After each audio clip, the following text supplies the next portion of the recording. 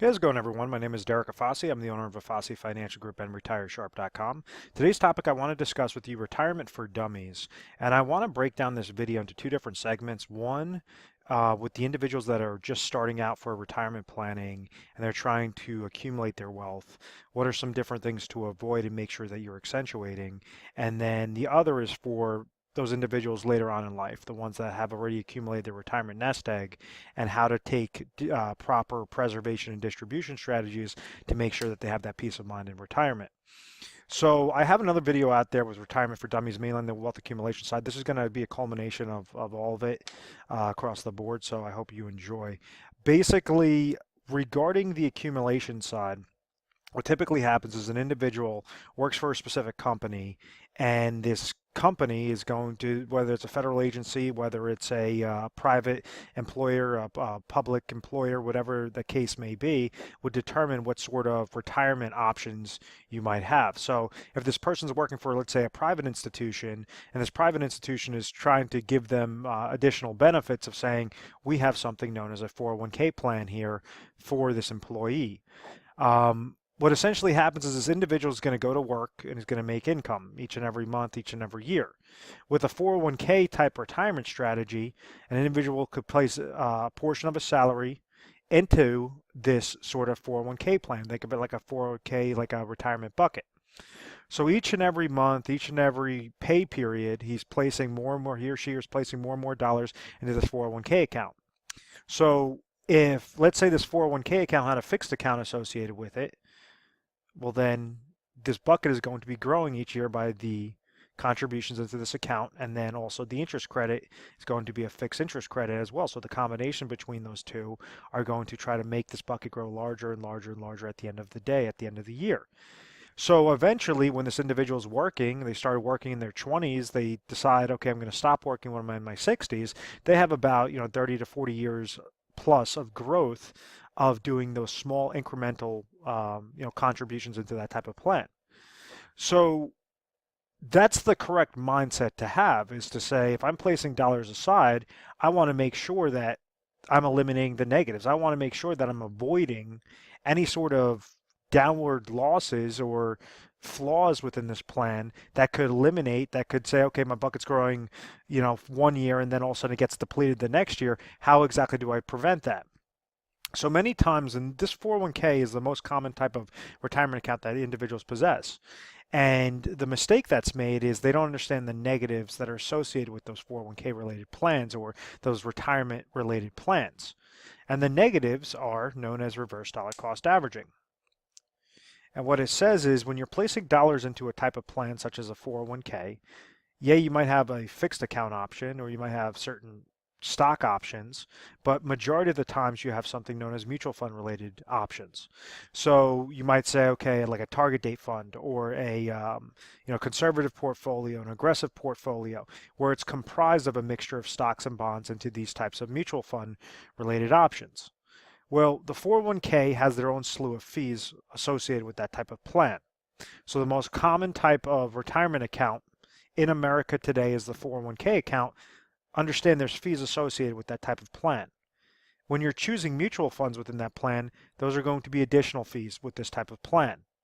So individuals get smart and they say, well, I just want to focus on my job. I don't want to, try to worry about what I'm invested into.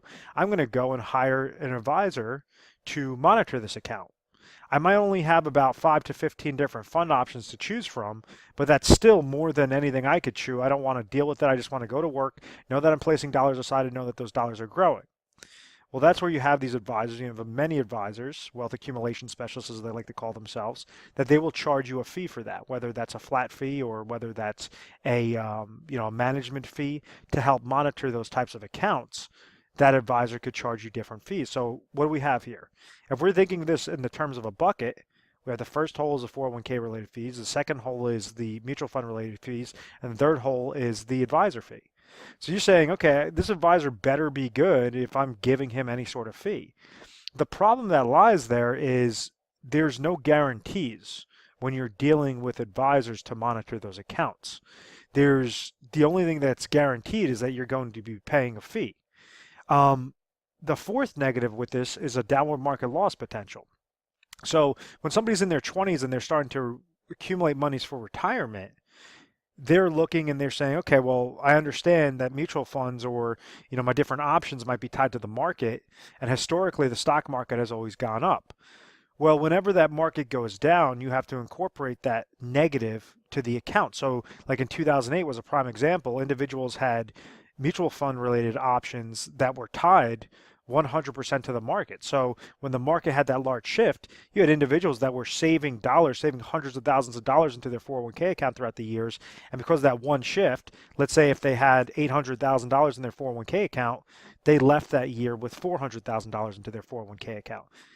It was that minus 50% loss that had such an impact on those portfolios. So this loss is a huge deal. Yes, the advisor could help mask that loss and they could give you great recommendations on, potentially having that loss based upon what your risk tolerance is. But the downside is if the market's going to go down, the market's going to go down. There's nothing that that advisor could do about it. And that's why they're trying to tell you to invest in the long term, invest in the long term. My whole concept behind this is if there's a way that you could set up a plan to eliminate these different types of fees and have positive interest credits when the market goes up and not lose anything when the market goes down, well then you're incorporating the power of compound interest in a positive direction. So when we're looking at the bucket theory and we're placing dollars into a specific type of plan, well, what's there a way that we know this interest credit is either going to be positive or is either going to come back at 0%? Is it going to be positive or is it going to come back at 0%? Now, both ways could get you to that finish line. Both ways could get you a nice, consistent growth pattern to your account. The difference between a safe, consistent way and a guessing way is yes, the big question mark, the guess might be able to get you higher growth potential, where the consistent way is just you're going to be slightly treading. You might have 10% one year, 12% another, 4% another year, 0% another. Well, this one might gain, 20%, 16%, minus 25%, and it'd be all over the place. So, obviously hindsight's 2020. You want to be able to avoid any downward market losses, but when you do that, when you try to say I'm going to time out the market, what you're doing is you're saying I have to rely and take my money out of the market, place it into something that's fixed, and then also you have to be right twice essentially. You have to make sure that you're placing it back into the market when the market's at a low. And time again, it doesn't matter how great this financial advisor is or this wealth accumulation specialist is, that's very hard to do. It's very hard to determine. You have 10 million different, mouths that are telling you, okay, this might be happening with the market. So that's why I like those safe, consistent patterns with specific retirement vehicles or retirement supplemental vehicles. Let me clear off the screen because it's looking a little sloppy here. So to reiterate, we understand that there's negatives associated with retirement accounts. There's, advisor fees, 401k related fees, mutual fund related fees, and the potential of downward market losses. So, but understand 401ks still serve a purpose. They're an incentive for an employee to stay at a specific company. So rather than, you have an individual that's working for company ABC and they might be paying this person, $100,000, but providing them with a 5% match on their 401k, as opposed to, company XYZ that comes around and wants to now give this person $102,000 of a salary, but does not offer any sort of retirement benefits. It might make sense to stay with that company with the 401k because they're providing you free money on anything that you're placing into. It's basically because you're saving your monies into a 401k plan, they're incentivizing you to do so, and they're going to give you a match. So therefore, if this person places 5% of their salary into a 401k plan, the company is also going to match them 5%, meaning $10,000 is going to go into the plan, as opposed to this company, if they offered a 401k with no match, well, this person will be placing $5,000 into the plan, 5%, and there will be no match. It'll only be $5,000 going into that bucket. So the employer match is fantastic regarding 401k plans. The downside is the negatives that individuals just don't really care to, worry about, and they just want to see their accounts go up, go up, go up. So some of our recommendations, they require utilizing insurance-based products for that safety and that consistent growth. What I mean by that is you could use, depending upon your age and really depending upon your situation, if you have a little over a 10, 15-year time horizon that you want to retire, there's ways on how you could leverage your 401k plans, make sure that you're placing in the exact match, make sure that you have everything correlated to exactly what your risk tolerance is on one side, and then you could utilize an overfunded cash value plan known as a retirement insurance contract, an overfunded IUL, but it has to be set up a specific type of way that you're able to shove a portion of your salary into a type of plan and grow out cash value to give you tax-free growth, tax-free income, and leave a tax-free death benefit to your beneficiaries that are not susceptible to 401k related fees, not susceptible to mutual fund related fees, not susceptible to the different advisor fees, and most importantly, the downward market loss potential that really impacts retirement accounts.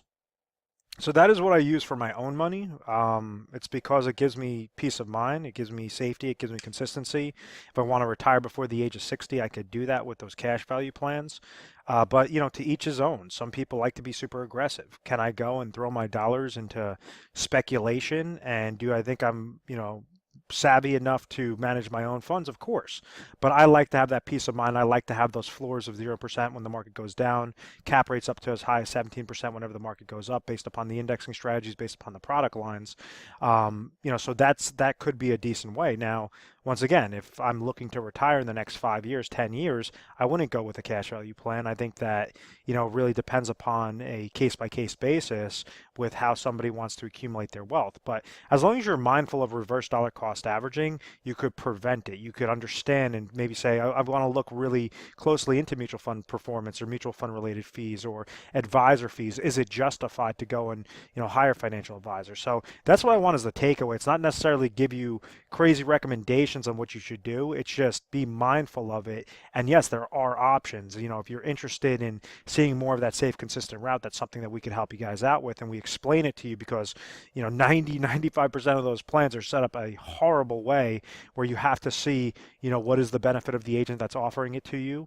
What sort of compensation do they receive? And then how is the plan structured properly to make sure that they're not placing you in a product just to get a bunch of commissions and you're never going to hear from them again.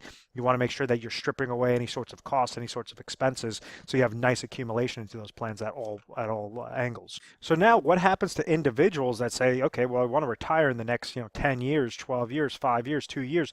What happens with all those individuals? Well, they're probably going to have a whole slew of different retirement savings saved up, whether that's in 401k monies, IRA monies, 403b monies, their savings plan monies, 457s, regular cash accounts. However that's segmented, make sure that you're positioning those dollars properly. You're not going to commingle cash and IRA related accounts because you're going to have certain taxation and certain tax penalties with those accounts. So always be mindful, make sure that you're segmenting them properly from qualified retirement accounts to non-qualified accounts. Now, if we go through an example, how could somebody properly retire if they've saved up their retirement savings, if they have proper retirement savings? And it all breaks down to the three main criteria. It goes by income sources. You want to make sure in retirement that you could at least cover what your expenses are with guaranteed income. So what I mean by that is, let's say if somebody has $600,000 in retirement savings, and that's a combination of qualified accounts and non-qualified accounts. They're currently 60 years old, and they're looking to retire at age 65. Well, you're not going to want to place dollars into a cash value plan because you're going to be shooting yourself in the foot. The expenses are going to be too high, and you're pulling out the money too fast. Not going to be a good avenue. With this individual, at age 65, maybe that's when they want to stop working. They say, I have $600,000 currently that's saved up. I want to stop working the day I hit 65 years old. So we want to look at their situation. Okay, what exactly are going to be your expenses? And we have budgeting sheets to help you guys out with this, but what exactly are your expenses to the decimal point at age 65? Let's say if it comes back that this individual has $60,000 worth of expenses. Okay, well, what are your guaranteed income sources? What is your Social Security? If they have $30,000 of Social Security, maybe they have another $20,000 of pension income, and then they don't have anything else coming to them on an income side. Well, this tells us really simply that They have $50,000 of guaranteed income sources, but they need $60,000. So therefore, we have a bucket of $600,000. Rather than risk all those monies to reverse dollar cost averaging into speculation and variable accounts, which were all those different negatives that I listed before, you could also add on when you're trying to pull money from those types of accounts, from an account that could potentially go down, you're pulling out income from an account that can go down that you're paying fees on, and you also have inflation, basically inflation risk.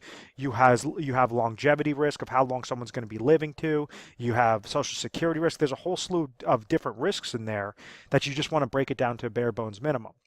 So what I mean by that is if we understand that this gap is $10,000, well, what exactly can we place in? What sort of insurance contract on a safe, consistent basis can we place those dollars into, the smallest amount of the 600,000 to get placed in at this guy's current age 60 that's going to get triggered at age 65 without losing control. So the second portion, without losing control, that just means you're using income riders instead of annuitization.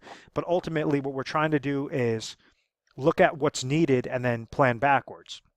So out of this, let's say that for male age 60, looking to retire in 5 years, the best contracts that come back require a $125,000 deposit with company A, a $175,000 deposit with company B, and a $230,000 deposit with company C. Well, if they're all rated the same way, have the same similar benefits, we want to only place $125,000 that will accomplish their goal at age 65 of that $10,000 gap. So what we're doing over here is we're using $125,000 out of the $600,000. $475,000 is now left over, and $125,000 is placed into that specific type of a contract. Most of the time they're going to be generated through annuities, but there are some also alternative investments that someone could use as well. But just on a safety aspect, annuities are typically going to be the go-to. That's going to cover their income need. What happened? We didn't take $600,000 and throw it into an annuity. We took $125,000. We placed only the amount that was necessary to accomplish their income goal. The second aspect is regarding emergency funds. They have $475,000 left over. Typically, you're supposed to be utilizing about 6 to 12 months of what your emergency funds are, what your expenses are into emergency funds. So let's just say we'll add another $100,000 that you could leave into money market accounts, fixed accounts, savings accounts, whatever that case may be. So out of this 475, 100,000 gets shaved off, and then you have 375 that you could utilize into your fund monies. Now that could be invested in speculation. Now that you could go and take that market risk because you already have your golden parachute of your Social Security, pension, annuity income. You have your substantial amount of emergency funds, and then this last aspect is for inflationary protection. Whether that means laddering more annuities to give you step-ups in income every few years, you could accomplish that goal that way. So instead of using $125,000, maybe you're using $175,000 in different annuity products, or you could just try to grow that account to make sure that it's beating out the pace of inflation, and set it up that way. So I'm going to clear off the screen. So I just wanted to give you just some honest feedback, some different things that we get whenever we get calls in, every day on a national basis. These are some different things that come up. And when you're looking at the 30,000-foot view, how exactly can you break it down most simplistically? What exactly do you guys have? What is your current situation? And then how can you plan accordingly? How could you be most efficient with your plan? And that's why we always recommend in every video, we say, call our 1-800 number for any help. 1-800-566-1002. What you could expect is you're going to be speaking to an assistant. You call 24 hours a day, 7 days a week. Someone will pick up, and they're going to ask you, what you're calling in for, and then they're going to transfer you over to a specialist. When you're speaking with that specialist is going to ask you a slew of questions to try to understand your situation better. And then based upon what you're currently doing, they might recommend just stay put. Don't make any changes whatsoever. You're going to get to that finish line successfully, or we might have to give you some recommendations to make sure that you're leveraging your assets better, you're positioning yourself better, so that ultimately you could be confident in your retirement. We're A+ rated on the Better Business Bureau. We've always had very good reviews. We've never had any complaints. It's because of this methodical process. I want to thank you very much, guys, throughout the years for subscribing to my YouTube channel, leaving comments, feedbacks, all of that. And if you ever want to have a conversation, just call in and we could discuss some things. But I want to thank you very much for watching this video. Feel free to subscribe to our YouTube channel if you have not already. Retire Sharp, or visit our website retiresharp.com, and we'll get you access to the most updated videos. Thanks so much, guys. Have a great day.